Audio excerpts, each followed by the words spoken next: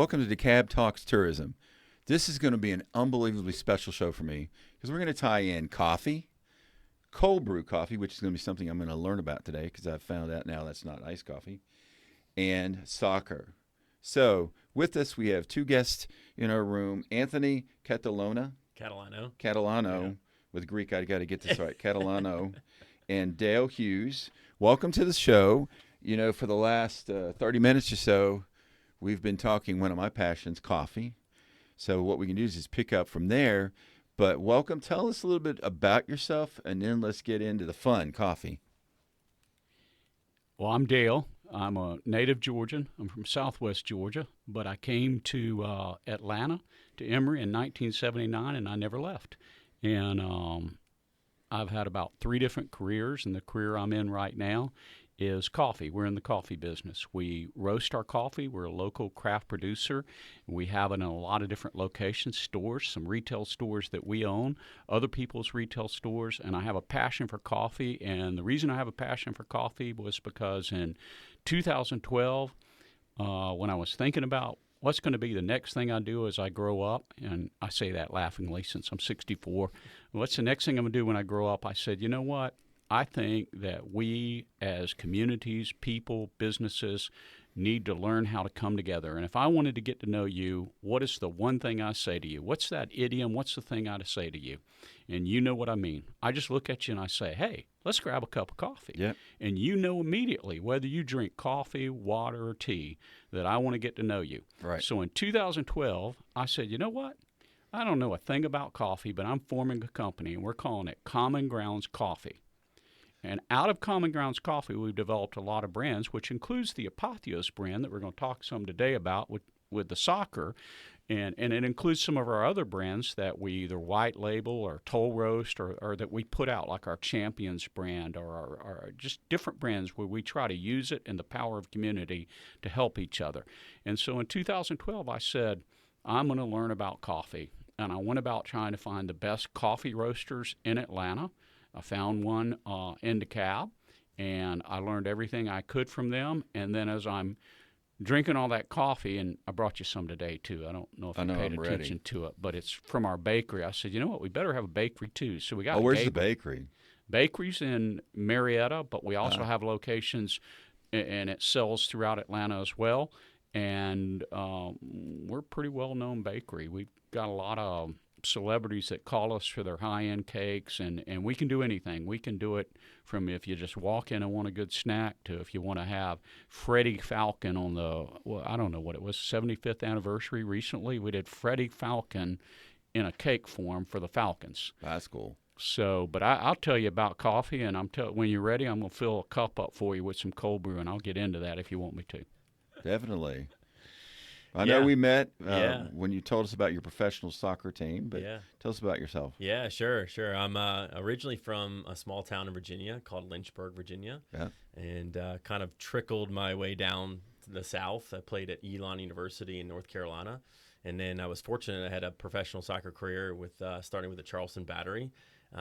Actually, back then, funny enough, that in 2006 when I was with them, we were the rival at the time to the Silverbacks. So we ended up opening up Silverback Park Stadium against the Charleston Battery. So played with them for about 2.5 years, had some opportunities to go to Europe and get some tryouts. Very tough to make it over there in Europe, especially at some of the lower divisions. And then I retired with a team back in Virginia with the Richmond Kickers. And so after I retired from soccer, I really just picked Atlanta because I had former college teammates that were here, and I was always coming here in off seasons and kind of hanging out. And so I decided to pick up and move, and I've been here ever since for about close to 17 years. So yeah, and passion for the game of football and soccer has really kind of made me who I am in terms of the character and the quality, and you know, I think it's an incredible sport that teaches so many life lessons. And so, you know, in 2020, I said, well, what's a way that I can kind of get involved and provide a platform back for young men, young players to, you know, have the aspiration to go pro. And And that's when partnered up with Dale, and we came up with this crazy idea of, well, let's get a football club and let's brand it out of Apotheos. And so that's kind of how that was born. But so did you have a coffee passion before? I know you had the soccer passion, football passion. Did you have a coffee passion too, or it just kind of happened? No, I wasn't a passionate coffee person per se, but I felt so connected to Dale and the Hugheses in terms of the brand and what they were trying to do and how they were trying to impact community, that I felt like it was just a great opportunity to extend that through sport. And what better sport than a sport that speaks all languages, right? That is the global sport. And I'm sure you two can talk a lot about how coffee is that same kind of common ground, right? Definitely. So I felt like there was this kind of kindred spirit between the Hugheses and the Catalanos and sport and soccer and coffee, that we could really do something very special and cool, especially here in Atlanta, and kind of knowing where the kind of projections of the growth of the game are going to be over the next decade. We knew that we had an opportunity to kind of do something really cool, change a lot of people's lives, not only players, but also, anybody that comes and works for us, right? Like, we give them that opportunity to gain the experience, become better human beings, be better people, be better in their communities. And I think the sport really, drives a lot of that. Very interesting. Very cool. Well, tell you how important coffee is to this organization, which meaning me. I have 3 different coffee sections in this one little office. And then we have the first mobile podcast studio in America for Convention Visitor Bureau, our destination. In the back of it, Monica had to put in our 4th type of coffee, and it's the Keurig. So in our mobile podcast studio, you can get a cup of coffee in the back of it. Nice. So tying in coffee with tourism, I do love to have coffee meetings. Like you said, I love to, even in my office, it's set up to have a meeting around coffee or tea. We also have hot tea for the afternoons. But tell us a little bit about how you got in. And we heard your passion for coffee, why you got into coffee. So take it away.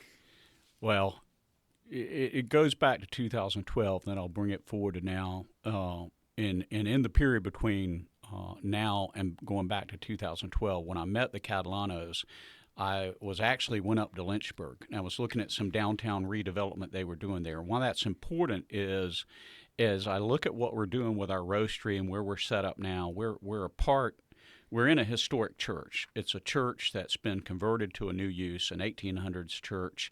And we said, hey, let's take this church and let's do something which was originally created for it, brings people together. So let's let it use this coffee, because coffee is the 2nd largest traded commodity in the world, okay, behind oil. So coffee touches 85% of the people in this world every day. And I said, so we can have a conversation around coffee. And what I know about coffee as a roaster and a manufacturer is, hey, why don't I take some of the gross profits off of this, and why don't I show people how to create a flywheel effect to where if you're buying my coffee, I can go in and help you with an issue you have. Let's say your schools, and we do this, we call it Hunger as a Choice. Let's say your schools have a sector of kids who can't pay their lunch bills. Well, we'll take and we'll shave some of that off and pay their lunch bills. Or let's say your kids want to know, hey, I don't want to go the college route. I want a different career. We can teach them to roast. We can teach them to bake. We can teach them to be a barista. We can show them alternatives. We can also look at it. This is from my son, and it's a passion that Anthony has as well, but we call it the Champions Program. We can say, hey, we know that a kid, if they go into a sport program or an art program, and this is how we got into Callanwald, we were talking about that earlier, we know they go into one of these programs, they do better in life. Good things happen. So we call it champions. So we're like, okay, if we sell this labeled bag, or if you sell this in the shop, we'll take a portion of the proceeds and we'll put it into their player packs. We'll put it into them being a band. We'll put them into being an art, and we'll support them. And it all goes back to the thesis of 2012. And the thesis is, We have more in common than we don't have. We have more unity than disunity. How can we talk about the things we have in common, and how can we show that together, there's 5 of us in the room now, together we're just a lot better. And eventually, we started thinking about our roasting techniques. Can I talk about that for a minute? Sure. Okay, so you're going to try my cold brew in a minute, and we're going to talk. I'm going to drink this coffee here so I can get Yeah, the cold you drink the bad stuff, and then we'll replace it with the good stuff. But before you go on, can a 61-year-old go through this kid training to learn how to make coffee? Absolutely. We can work you through this so fast it's easy. And that's the beauty of being small batch craft and the care we take with it. But really good roasters, what I learned, and I really did find some great roasters, and I sat at their feet and I learned everything I could, just very humbly. And a really good roaster understands that it's a lot like popcorn, that there are 2 cracks as you go through it. The first crack releases the water. So you listen to that first crack, the water goes out. And so there's that bean. And the second crack, if you go through it, is when amino acids release. And there are 3 of them. I pulled the medical studies, honestly, is the most I can call them. They're just these huge studies, 100-page studies about those amino acids that release. That's what creates the acidity, okay? So it's the amino acids, the acidity. So when a consumer tells me, oh, that coffee tastes a little bit bitter, they're just saying it's acidic. And to overcome the bitterness, they're putting in a lot of sugar probably, or a lot of milk. So that's why you have a lot of coffee drinks that are heavy on milk, heavy on sugar, because they've roasted it through the second crack. The reason you would roast it through the second crack is shelf life. If you're a big roaster, not a local craft roaster, and you know you got to get it to California, and you know it may be on a truck for 2 weeks, and then it may be in a warehouse for 2 weeks, and then it may sit on the shelf for 2 weeks, and then you're starting to realize this may have to sit somewhere for a year. We tell you, come local. Buy a 30-day supply. We'll drive it over to you. So I'll drive it to you. I'll have someone drive it to you every 2 weeks. I tell you, don't buy more than you need, okay? If you go through 1 pound a week, 5 pounds a week, buy that. Keep it fresh. So our shelf life, if we're hitting 90 or 180 days, is fine. We don't need to go through that. And you could say, well, why do they go through that? What does that do? Does it add a preservative or anything? No. You're just over-roasting it so that the flavor profile comes back. It hits that flavor profile that you still say, oh, this tastes like it has a little power. It tastes good. So that's why you over-roast. And you can say, how do I know if they're over-roasting? They've gotten away from this in most coffee shops now because they realize people can see it. But do you remember when you used to walk into a coffee shop, a real coffee shop, where they had the beans in a hopper, and they would grind them for you, and they'd do it right there? Remember that sheen they had and how they almost looked like they had oils all over them? Right, yes. That's the amino acids. You go into our coffee shop, one of our retails that we have, and you look at a hopper, and we very proudly haven't hidden it. It's right there in the hopper. You don't see any sheens. You don't see an oily sheen. We're not roasting through it. It's not getting released out. We really work hard on that. So then what we focused on is we said, okay, we know how to do that. We've got the machine. We've got the equipment, very special equipment to do that. What are we really good at? Well, once you've conquered that, if you're just getting a bean from Ethiopia, it's a single origin is what they call it. And it's going to be very good. It's going to have the flavors that you expect from that climate. You know, you pick your climate. And in each climate, Ethiopia, Latin America, Indonesia, Hawaii, Jamaica, they're going to give you different tastes. They're going to give you earthy tastes or chocolate tastes or cherry tastes or whatever. It's just like a wine, just like a wine. And so a single origin, you can draw those out. That's not too hard. That's really not too hard. That's not complicated. What's complicated and what we like to do is the blend.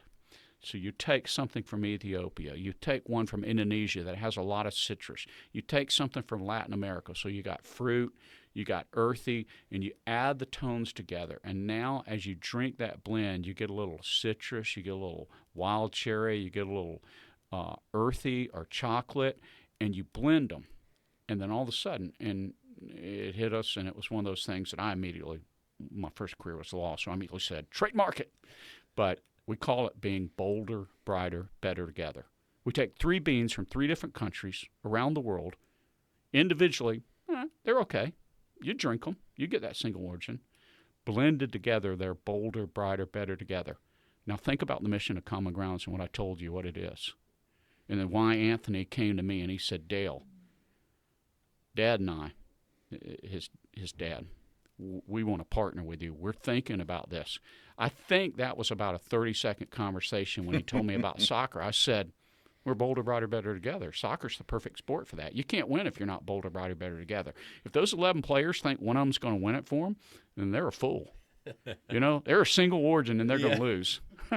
So we started. Our specialty is blends, and then that led to me learning about cold brew. I know you earlier before we started the show, we were talking about, cold brew was really it was formed or created for that ship line that was going in the 1600s from northern Europe, Norway, and primarily over to Japan in the trading, and they got tired of them roasting hot coffee on there and burning the ships and burning the masts, so they created a cold brew. And so cold brew's been around since the 1600s, and it's a very dominant in Japan cultures, which is sold. So when did, now you're saying that, and I do remember talking about that, when did cold brew become popular in the United States? You had versions of cold brews since Starbucks really made the coffee culture popular in the 60s and 70s. And if you look at, there's some documentary series on the Starbucks Dunkin' Donut wars over the years and what Starbucks was trying to do when it was formed out in California, because they were a great roaster back then. And they were primarily a roaster, and then Schultz said, okay, I want to push it out to retail. But as they elevated the concept of having a good cup of coffee, not just the lowest cost cup of coffee, because coffee has caused wars. Mm-hmm. I mean, in Nicaragua and other countries, to keep coffee costs down. They actually have disrupted the coffee plantation systems in foreign country to make sure the cost of coffee can stay down. It actually, the bean itself, the coffee bean, when it's harvested, could probably be put in a warehouse for 8 years because it's indestructible. Until it's roasted, I think that movie, it's only one cat that really eats it, and it eats it more for the fruit around it. The bucket list movie. But until it's roasted, it doesn't start the deterioration. And we talk about that and talk about what that means to cold brew and everything a little bit. But if you look at the history of coffee in the U.S., that third wave of coffee that started in the 70s and the 80s and 90s, there were some really good cold brew companies that came out of that, like Blue Bottle out of California. And when they were cold chain and they were dedicated to that, they were dominant. And, they were originally in the little milk carton before they went to the can. That was something you were telling me. I didn't know that. Yeah. But again, I've always been, my mom and dad, I should have had coffee in my veins. Because if the office knows how much coffee I drink, I'm a lightweight compared to my mom and dad. And they only drank hot coffee. They don't, if it got cold, they had to warm it up. So it's interesting because I've had one of my boys loves iced coffee. So I'm kind of familiar with that. I'm not a big fan of iced coffee, basically.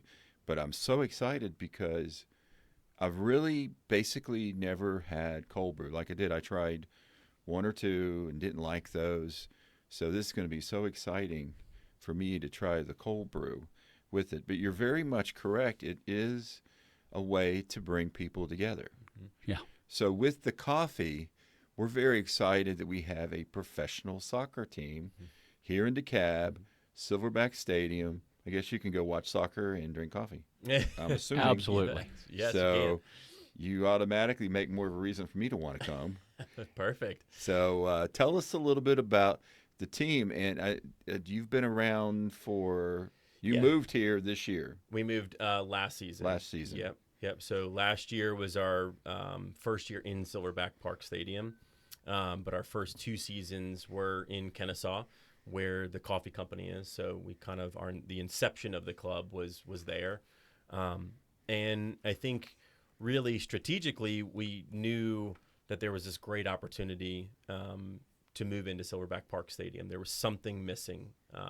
There was something missing in the marketplace within soccer here in Atlanta, and we just felt like there was this really great opportunity for us to extend the brand, kind of get outside of Kennesaw come into Silverback Park Stadium, which is a soccer-specific stadium. Right. So very, very important for that, because when it was developed to only have a soccer team in it. Now it's multi-sport, right? And Silverbacks have done a phenomenal job of, opening that up and having all different types of sports. So lacrosse and rugby and we had the first big lacrosse tournament 2 years ago, and it's coming back next year. Yeah. It only went to Bobby Dodd, really, because it wasn't big enough for the two biggest teams in the country to play. Yeah. But we're excited. It's coming back, lacrosse with you with soccer. Mm-hmm. They do a lot of other international. Rugby used to be here. We're hoping we have a big rugby tournament, I believe, coming in this year. Yep. Yeah, and then obviously the hustle, right? And like ultimate frisbee and how like amazing that is, and it just extends out into these alternative sports, right? And so Silverbacks is really adapted to get outside of just soccer. But within that same time frame, there was so much excitement around Atlanta United. There was so much excitement around the MLS, and that I think that where we are today is Atlanta's becoming the epicenter of soccer, right? Like Atlanta is now the U.S. Soccer, Federation. Like it's hosted here in Atlanta, so all of our national teams are coming to Atlanta. Obviously, everything that's happening with the Club World Cup and the World Cup next summer, all of that excitement here in Atlanta is that you look at it and go, this is the epicenter of soccer. Well, why aren't there more professionally run organizations and clubs that have a community connection, right? That can be very tangible for our youth players to come and see the players and step down on the field with them and, shake their hands and get autographs. Like that all can be done at United, and everyone's a United fan. I mean, I have been since it started, and going tonight, right? Like it is awesome what Arthur has done. There's just this missing component that I think lower division soccer, minor league soccer has a place here in Atlanta. And we really feel like we're the best positioned with our brand, our culture, our company, our kind of tagline, right? Like our motto is bolder, brighter, better together. And we feel like that plays really well into these communities and to bring people together, using football, using soccer as that vehicle. You said you trademarked that, right? Yeah. So Monica, as much as I want to take it for a tagline to visit DeKalb, I guess we can't. But we could have their coffee here, and then we can kind of I'm into hijack. I didn't know it was called that, but I'm into hijack marketing, and I'm like, oh, we're going to hijack something. We can be bolder, brighter, better together. I'll throw you a license. Yeah, I like that. $1 a year license. $1 you use it a away. year. All right? We'll have to do that. If I am truly bolder, brighter, better together, that doesn't get in the way. I'm true. keeping it so somebody doesn't use it for a reason that's not bolder, brighter, better together. If you're doing what I know you do, if you're bringing people together, if you're making DeKalb better, if you're creating that wonderful atmosphere, $1 a year go away. That's the whole spirit of Apotheos Soccer, and bolder, brighter, better. And I can together. see why you're so tied together with Callenwald, because I learned about you all from the executive director, Andrew, and it was in this room. I think we started talking about it. It didn't make the show, but we were talking about how you all are a major sponsor, and I believe you're on the board for Callenwald. So it's very cool how, and I meant to reach out to you, and I just never got to, so I'm so excited. You came in for soccer, and then you brought up my other passion, football. I mean, coffee. Yeah. So the team is here. This is your second year. So what do you think with having FIFA Club Cup this year, Premier Cup in August, World Cup next year? We're spending a ton of money focusing on international and national, obviously, to come. What do you think that it's going to do to soccer, football, to your club? And do you have anything special planned during that time period? Yeah, I mean, I think this is by far the greatest moment in history for soccer in this country. I mean, we saw it in the 90s, right, when MLS was born after the World Cup in '94. It was hosted here. The sole reason for that was that FIFA looked at the U.S. market and said, we're gonna give you the award for the 1994 World Cup, but we need something out of that, right? And we need you to create a major league, top tier division league, and that's how MLS was born. So none of us really actually know what this time around FIFA is saying to the United States and the U.S. Soccer Federation to say, well, after 26, right? Like we want to see, all of these leagues come to play, and so I think really the opportunity is that we went from one league when we started. It was called the National Premier Soccer League, NPSL. This year we have moved into the USL, which is the United Soccer League, and again a very strategic move on Silverback Park Stadium going into USL League 2 was very thought out because of where USL has made some major announcements heading into a lot of this big time growth that's going to happen here. And so they've recently announced that they are coming out with a pro-rel system. So that's never been done in the United States in any professional sports, a promotion and a relegation, which is very common in England, right? And the English Premier League or the Serie A in Italy or in German Bundesliga, like there is a performance that you get rated on, right? So if you don't do well, you get relegated down. If you do really well and you win that league that's underneath it, you get promoted up.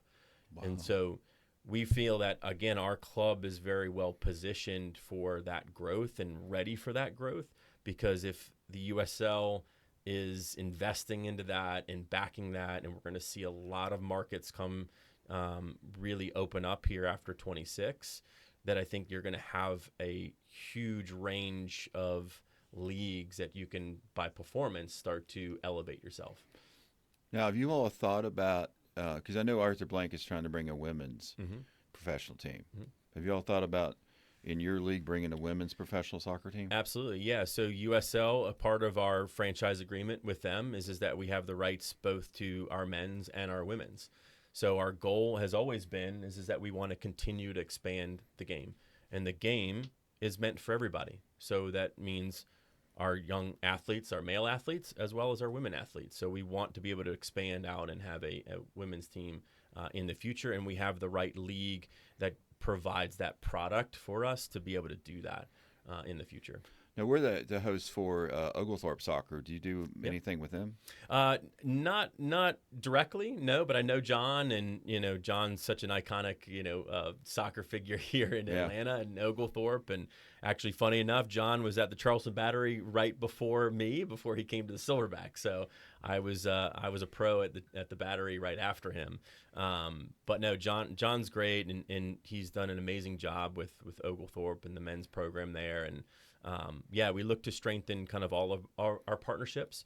So one that we have a really good, partnership and kind of collaboration with is TISA and Tucker Youth Soccer Association. They're huge for us. Yeah, so TISA has been phenomenal. Like we go up and set out and Saturday mornings in the spring and the fall, and we just promote, and they've just been really, really great to work with. And that's what we like about where we are with Apotheos Football Club is that we're agnostic. We're independent, right? Like we don't have a youth structure that's underneath us. Right. So we're better together, right? So what we are is a vehicle for some other youth program to look at and say, this is a player pathway for our young player, right? Like if they're playing a TISA, it doesn't matter if they're a GSA, Top Hat, NASA, any of the clubs, Inter Atlanta, Concord Fire. We want to have those relationships with them because we're not competing against them. We're showing them that their athletes can have a pathway, and what our club does is be able to provide that for them in the summers, and when they come back from playing professionally or collegiately or they're in high school, they have an opportunity to continue to develop with Apotheos Football Club. So specifically with this, it's going to be so exciting because of Club Cup, World Cup, Premier Cup, and it is going to be interesting to see what they have planned. But I love how the USL, correct? Mm-hmm. Yep. How there's opportunities to move around. Right.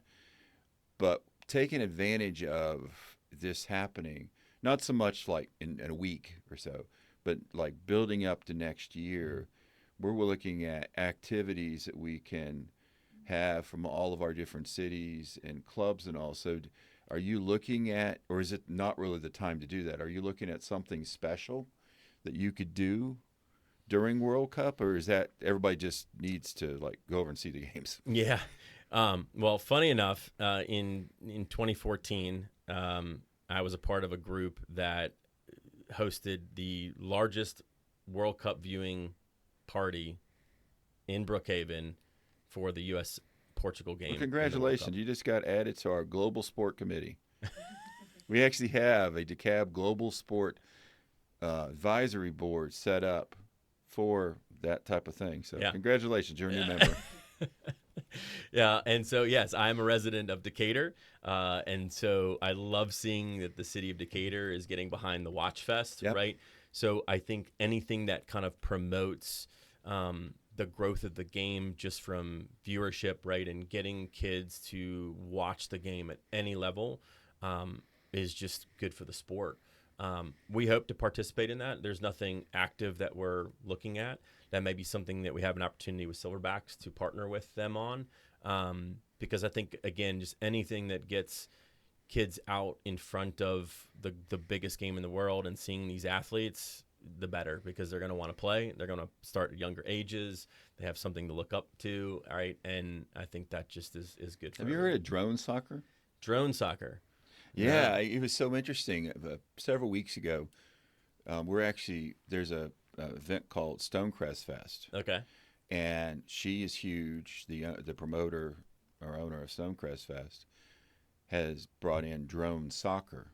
Okay. So there's a drone soccer association, I think based in DeKalb. It's Georgia, and it's what it sounds like, but it's in a fenced-in small pitch. Like she's actually pulling it up right now. Oh, no kidding. And they get kids learning how to manipulate, and the drones actually look like a soccer ball, and then you have to fly them into a net, and you have to get around the other players, and you throw it into that hoop.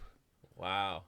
So it's actually teaching you aviation, pilotry, and I don't know if pilotry is a word, but pilot, aviation, how to fly a drone and play soccer at the same time. So we're literally looking at an exhibition game later this year and in something during World Cup doing drone soccer. That is amazing. You learn something new every day. I did not know that drone soccer. And I had to see it because I couldn't even envision what in the world drone soccer would be. Yeah. But it's actually a sport they play against different teams around the South and around the state. And there's a team right here in DeKalb County. All right. This is the problem when you ask a question like that, and you get a guy like me, an old guy like me that will riff with you and just go ahead and dream about stuff. This is what we do. All right? We do a watch party in Silverbacks Park. So Anthony gets the team to play 90 minutes before a game's going to start, before U.S., whoever, Portugal is going to start. And so our game plays. Then we have the equipment in there that everybody who's in the stadium can then watch the game, the World Cup game. But then what we do is we give everybody a can of our cold brew, all right? So if you come in, we fill the stadium, we have the cold brew, and right before our team plays, we all have a toast, and it's going to be the Guinness largest toast of cold brew in the world. There you go. And what I'm doing is because I remember when I did that in 1980 or 81 in DeKalb over at Emory, because we used to have wonderful Wednesdays over there. I don't know if anybody remembers that, but you go back to Emory. One of the reasons I chose Emory and I really liked it is you didn't go to school on Wednesday. You only went to school on Monday and Tuesday, Thursday and Friday. So if you were like me and you knew how to plan your schedule, you could actually make it where you might not go to school but 3 days a week. But then when Coca-Cola put all the money in and Woodruff did, we toasted Wonderful Wednesdays away. We all had a Coke, and we all were filmed, and we all were raising our Coke, toasting Wonderful Wednesdays and saying goodbye to it.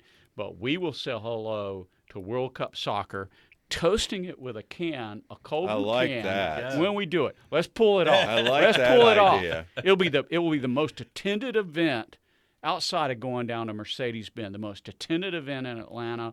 It'll be crazy. We'll toast it. Like we'll that get idea. Guinness. We'll get the Guinness World Book to say this is the largest cold brew toast in the world. I mean, come on. There for a minute, I'm going to Guinness in about 2-3 weeks. I was sitting there thinking, in Dublin, Ireland, I thought, oh, we're going to have Guinness at this event too.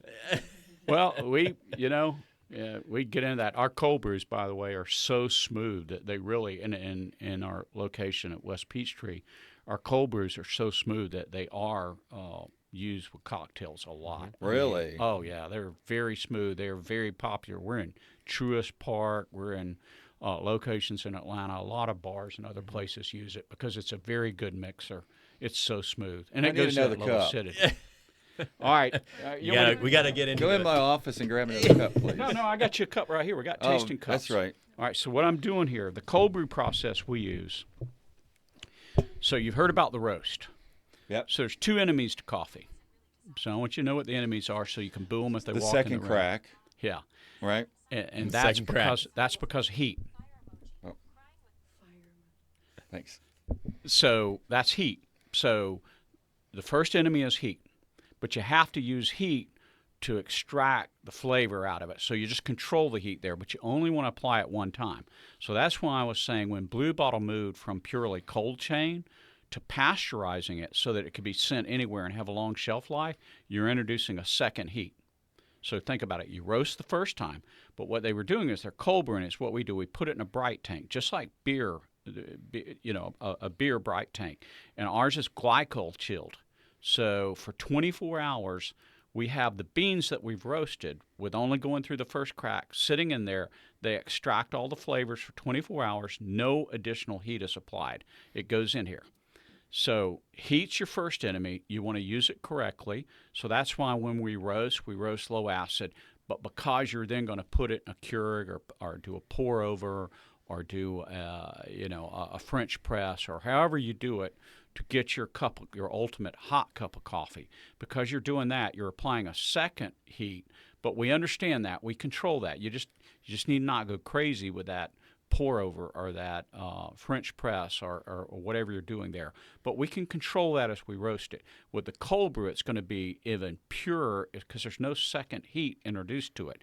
The only potential for the second heat is when we take that bean and we grind it so that it can go into the bright tank. But we use what's called a water cooler grinder so it doesn't get hot as it's grinding because we might grind 500 pounds to go into the bright tank. Well, that's going to get hot. Just think about it like a saw going through wood, a saw going through concrete. It's going to get hot. That grinder's going to get hot. But we water cool it. We put it in the bright tank. 24 hours, it comes out. The second thing that will deteriorate the quality of your cup of coffee is oxygen. So if you grind your beans, it's a myth to say, well, put it in the freezer and it will keep it fresh. It has nothing to do with it. Put it in a container that sucks all the oxygen out of your ground beans. So another way you can suck oxygen out of your ground beans, or if you've already cold brew it, is you put a shot of nitrogen in it, which is Guinness. Guinness does that. Right. For ours, we don't have the little contraption in the bottom. We just have a shot like Anheuser-Busch does it. So you can shake it like I'm doing in front of you now. I'll just shake it 3 times. It's releasing that nitrogen. We'll put a nitrogen head on it. The nitrogen is in there to keep the oxygen out.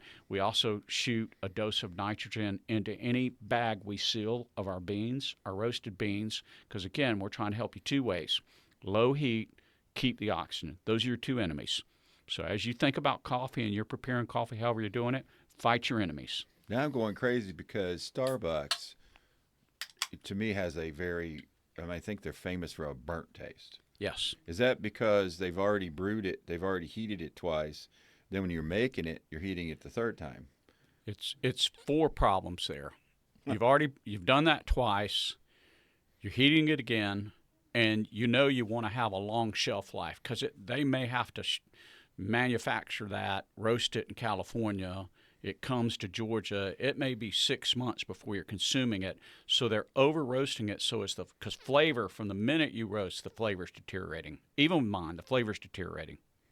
after 90 days, 180 days, it's gone.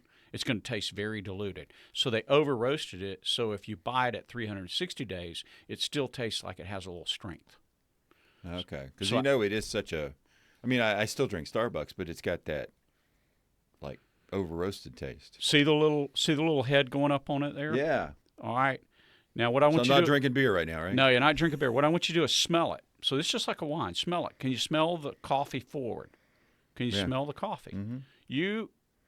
You should drink coffee with your nose as much as your mouth, okay? I don't have time. I drink too much. If you can't smell your coffee when you're drinking it, there's something wrong. There's something wrong with your coffee. But now taste that. All right, throw this out.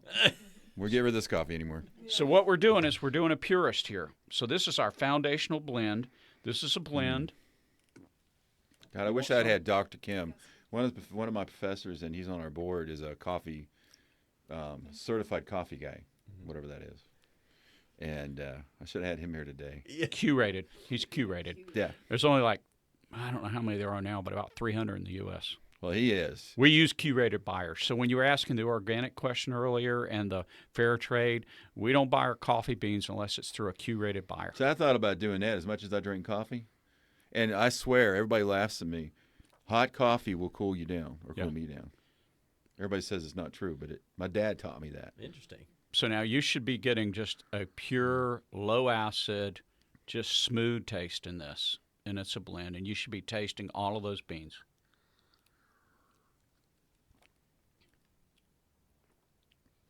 That's really good. All right, now, the iced coffee you were talking about with your son, it has had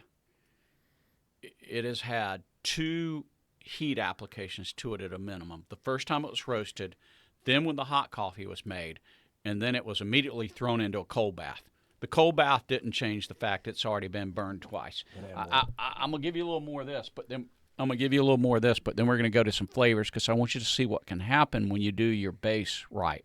I don't worry, I can never overdrink coffee. All right, so let's just talk about that iced serving coffee because I remember I was in St. Augustine one time. I go to every coffee shop and what people are doing with their cold brews. And I found a coffee shop in St. Augustine. I thought, man, you guys are doing your cold brew right. I'm talking to the lady.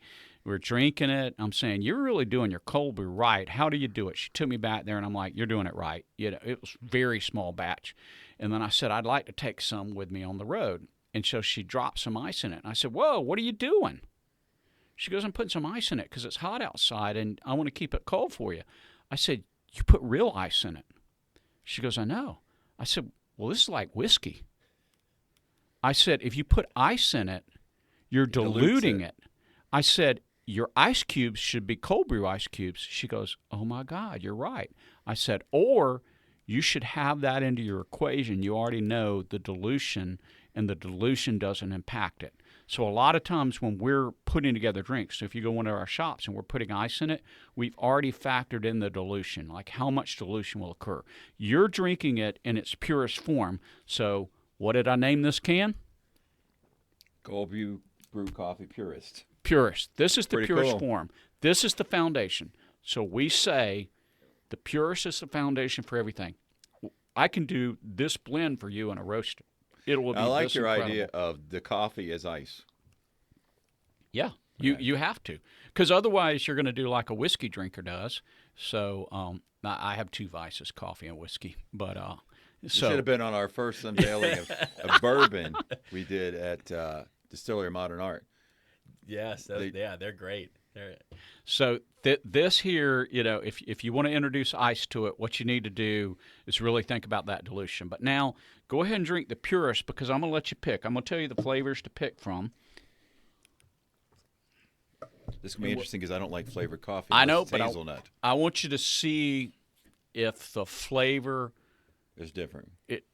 What I want to ask you is the coffee taste still forward? Is the flavor just in the background? The flavor should just be something that's adding it to it, not taking away from it. Because the modern cold coffee drinker, and I don't know whether they're drinking an iced coffee or a cold brew, but the modern cold coffee drinker is typically drinking a milkshake or something for the candy flavor. They're not drinking it for the coffee. So they're creating drinks that really feature, it's got chocolate, it's got caramel, it's got this. We create drinks that is sort of secondary. So like this is s'mores.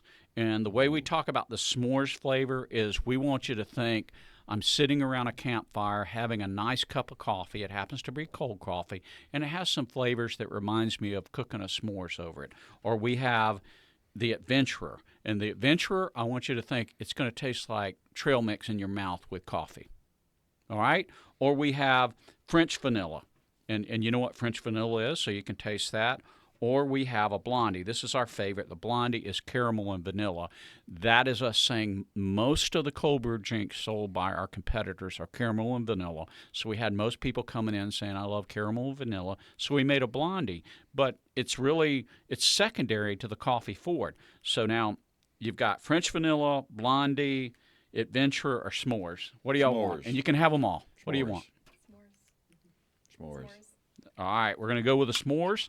It's going to have a cinnamon. We put real cinnamon in this, too. So that's the only difference between the normal s'mores that we'll have. And I'm going to get you a different cup. We're not going to get the campfire going, are we?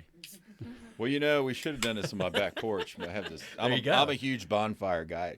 There you go. My wife bought me this steel fire pit from S&S Fire Pit you can't burn out. And, man, I love that and s'mores. DeKalb Talks in your backyard. We should do. We're going to start moving it there.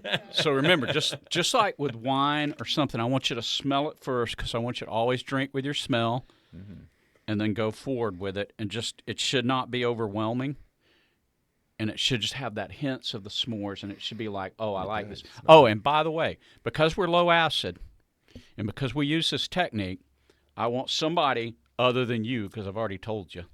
I want somebody to tell me how many calories, this is a 12-ounce can, so you can think about places that sell these things and how many calories in it. But how many calories are in my 12-ounce can? We're all looking at Monica. You're all looking at me. Okay, let's do 60. It's 40. Most places will have about between 120 to 200 because you're overcoming that bitterness. But we're not overcoming that, and it's just a very subtle taste. Wow, that I like. You smell the cinnamon when you do that. You get the hints. You get a little of that chocolate. But what would this taste like? I always go back to hot. I'm still a hot fanatic. So how would it taste hot? It's very good hot. We can do it in lattes, too, with our low acid. So we do that. If we went to one of our shops right now, I could drop one of these for you in a roasted with a hot, and it's beautiful. This here, by the way, if you just add a little milk to it, and again, the reason we don't add milk is because we'd have to pasteurize. And if we pasteurize, we're introducing heat. And if we introduce heat, we're defeating the base. So I just think it's perfect like this. Yeah, most people do it. And if they say, I want a little milk, we tell them, add whatever milk you want. We actually, when we sell this in a cold brew format through a kegerator, because we do a lot of kegs. I don't know if Anthony's got one in his house, but he drinks enough. He's probably got 3 kegs of this in his house. And, always tapped. we do it through kegerators, and so we can then introduce the other stuff, the milks or so you whatever can get else. a keg in my office? I can get you a keg in your office. Oh, that's what we need to do. I can get you a keg in your Keg office. in my Run a office. line in here. Yeah. We're already doing a private label for you. You Yeah, got to be that's thinking true. about your name. So I'll get you a kegerator over here too. That's what we need to do. Yeah. Wait till you see my tea and coffee operation over next door. We have. I'd have to get the list from you, but we have a lot of offices, apartments in DeKalb County that buy our cold brew in the keg format. They have the kegerators. They buy our roasted. They put it in their machines because we can do frac packs. We can do the Keurig equivalent. We don't call it whatever they call it. The K-cup. I'm yeah. not, I have the license for a K-cup, so I just call it the Keurig equivalent, but we can do that. And then, we try to encourage people just, buy it in our bean format, get a bean to cup machine, because that's the best way if you can. And there are a lot of people that we work through that'll just deliver. We can have a bean to cup machine, put it in your office, and we'll supply you with beans, and you just push a button, and there it is. Now we're talking better, because you're our other resident coffee drinker. So Monica and I think, are the two main coffee. And Dorcas, I think. And that's right, Dorcas. Yeah. So Well, now Monica is by far the youngest in the room, besides my daughter over there. What did you think about the taste, Monica? I loved it. I haven't had cold brew since I actually worked at Dunkin', like 5 or 6 years ago. So that no, was the last cold time brew I has to go in my office, so Yeah. you have to come in there Yeah, to get it. I'll come into your office and we can do cold brew together. Monica's but- trying to stake it out. She wants claim. Yes, of we it. have a Flavian machine in the boardroom. We have the normal big, like, industrial coffee pot in the break room, and we have an espresso machine in my office. And we have a French press. Yes, we need a keg. You need a of keg. cold We're gonna I was get you a say, keg. Well, you haven't covered that. We gotta get a keg. Hey, I'm going to let you pick another taste, and I'm going to leave these This with was you. Monica. But first, I want to warn you about this one. This one's called Maverick. So, like, Tom Cruise and all of that. We named it that way. And one of the interesting things about cold brew is it is an alternative energy drink for a lot of fitness people. They love the coffee taste and they want energy. Well, cold brew has more caffeine, not because the process results in more caffeine, but because of the dilution. So when you're drinking that hot coffee right there, right, and if that was made in a Keurig, it's 13 parts water, 1 part coffee. When we do a cold brew, we do 1 part coffee, 1 part water. So just because we drop that ratio, it's higher in caffeine, not because the process creates more caffeine. The process does not. It's the dilution. But then we get people who say, well, that's not enough caffeine.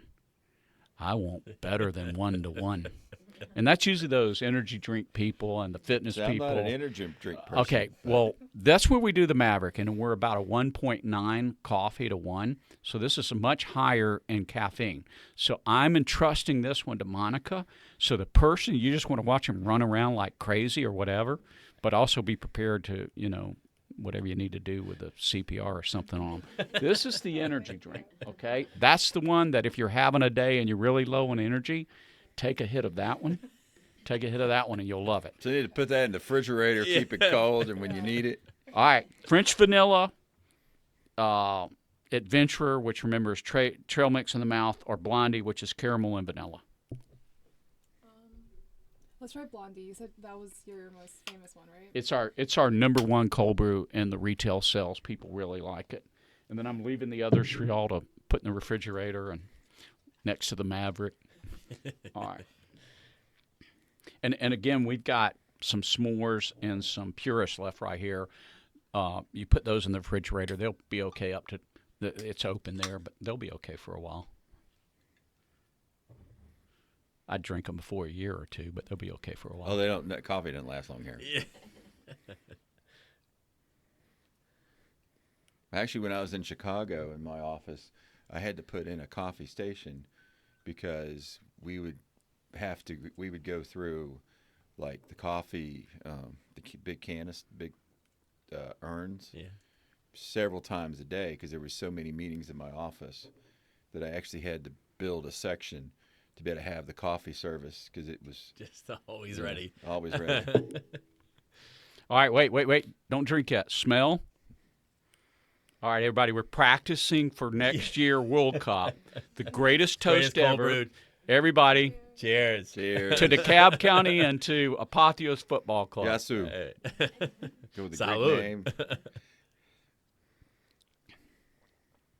Yeah.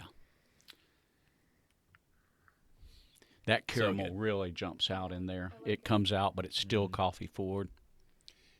See, I didn't say this one because I knew wouldn't like it. Yeah. Because I'm not the caramel person. Well, it jumps out. It does. It jumps yeah. out. Yeah. Now the s'mores was amazing, Yeah. Yeah. but I knew when she said this one, I was like, I wasn't gonna like the French vanilla probably either. So, but the s'mores is perfect. Now this one you can definitely taste it. Like if Yeah. you like caramel, you can definitely taste it. You can taste it, but you're still getting the coffee. Right. You haven't lost that pure space. If it becomes where you can't taste the coffee, we back it back down. Yeah, you can. We sell coffee. We don't sell syrups. You can taste the caramel and you can taste the coffee, and you can definitely. I like smelling it. Mm-hmm. I just don't like drinking it. But that's I mean, you can definitely. smell it and taste it. So if you're a caramel drinker, man, you're gonna love this one. Yeah, it's gonna be right up your alley if that's your, kind of your flavor base. Mm-hmm. And I like it because if you're into this, you have the low. If you're into trying to be healthy, but you still want the flavors and all, it's perfect with 30 calories. I think you said 40. 40 calories. So 40 compared to what 150 to 200, Yeah. 250 somewhere in there. 150 to 200, yeah. Yeah. So I mean, yeah, you're definitely. And you know what's very interesting to me is we were talking before the show started. I've been to several high-end coffee places in Atlanta. They love the low acidity, and I automatically stay away from them. As soon as I learn they're low acidity, I won't go because it doesn't my system. But this is good because I've had now 4, Yeah. and a couple cups of one. If it was going to be the typical thing, I mean, I can take about a drink and I know, okay, this is not me. But this has been really, really good. And being real honest, because I was real honest, I won't go to a low acidity coffee, but with this, I would drink this and have. And I mean, wait for the keg. Yeah. We're getting you a keg. We're getting you a kegerator, and we're gonna try to get you into a bean to cup machine. We need too. to figure out what type of name, because I really want to have this for the gift shop for welcome gifts. We would, of course, we'd have it here in the office. Got to come up with a cool name. I like this. Tie it into soccer, football. There you go. Perfect for us. I think your idea of the Guinness record of cheering on the World Cup next year is going to be phenomenal. Okay, modified the idea a little bit. It's got to be your brand that we cheer it with. Oh, that's even So better. there you go, right there. When we stand there and we hold it, whatever name you come up with in DeKalb County, that's DeKalb's what we're cheers. toasting. What's interesting is that we need to look at a cold brew version of ours too. Yeah, I wouldn't have thought of that, honestly. Again, that's not my thing. I do both. But that would be how we would sell it and how we would give it away as a gift is going to be the interesting. We can figure that out after the show. Yeah. Well, But now you got my mind spinning. You put we're in working coffee. Yeah. it's and- the cold chain process, but we're working on shipping it places. But we come over this way all the time, getting cold brew over here. And again, we're purists, so which hence our foundational. We're not gonna introduce that heat just to be able to, because it the taste changes. Blue Bottle, which I admired for so long, coming out of that milk cup, went into the can, was bought out by Nestle. They introduced heat, and they're pasteurized, and the taste is different. Stumptown, beautiful out of, I forget where they're out of. It's Milwaukee, Wisconsin, somewhere like that, Minnesota. Bought by a European conglomerate, pasteurized, introduced heat, boom, they're gone. That's why they're Coors Light. Total cold chain, and there are people who believe the cold chain is there. I believe the cold chain is important because of the heat. So what's the name of the bakery? The bakery is Gabriel's, and Johnny Gabriel is my partner. I went out and found her. She's retired now. Johnny Gabriel, just a little trivia, is first cousins with Paula Deen. So when you want to know our cooking style, it's a Paula Deen style. There's going to be a lot of flavor in that. No preservatives, a lot of sugar, just a lot of good stuff in there. Where is Common Green? I swear I've been to that. When I formed it, I looked, and there are shops. There's one in Covington. There's a Common Grounds Coffee there near Oxford at Emory, and there's one in Valdosta, and they already existed. Oh, how long? Was Valdosta like a long time ago? Yeah.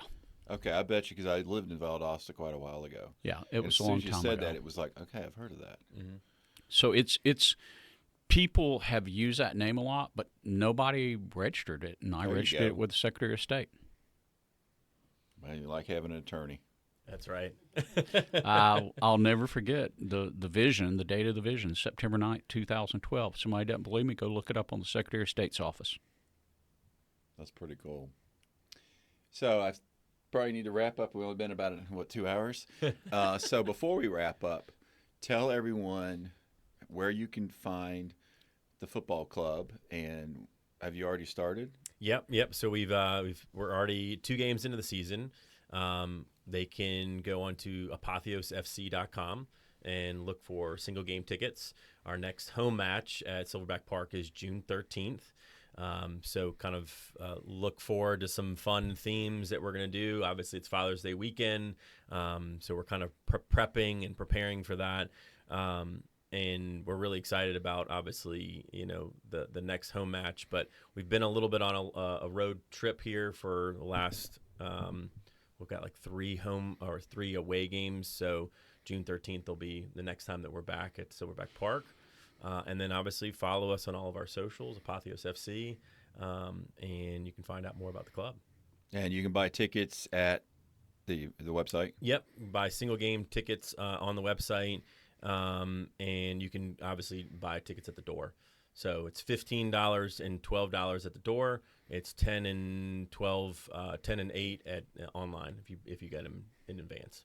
Very and cool. then we sell season ticket packages as well. So, folks that are looking for something in 26 or now, they get access to all the games. But what's really cool about our season ticket packages is for $100 for an adult, you get a free jersey, which values at $75. So with every ticket sold, you get a jersey. So we've got season ticket packages that, moms and dad buy for the 2 kids, and everybody gets a free jersey out of it. So it's a really great way for us to again, kind of extend the brand, give people in the community something for coming to the games. So we're going to do the show again because we have soccer jerseys coming in for the staff, and we'll start wearing it when we talk about. So we have to do the whole show again and drink more coffee. That's it. Well, we appreciate you coming on. This has been delightful. Thank you for the food as well. Thank you. And, of course, with me, you hit the spot with coffee. Yeah. So we appreciate it. And want to make sure everybody goes out and gets their tickets. Only, another month left of the games? So till about July 12th. So, we've got games from now until July 12th. And then if hopefully we make the playoffs, and it runs through up to about the first week of August. So you got a little time, little window. Come out and see some great soccer, football, depending on where you're from. And come out and taste the coffee at all different places. And if you're in Gwinnett, not in DeKalb yet, but if you're in Gwinnett, you can go to the bakery, and it's called what again? Bakery's Gabriel's. Gabriel's Bakery, and the coffee is Apotheos Coffee, cold brew. Make sure you come out and check out Callenwald, big sponsor of Callenwald. So thank you for tuning in. Be sure to check our next show.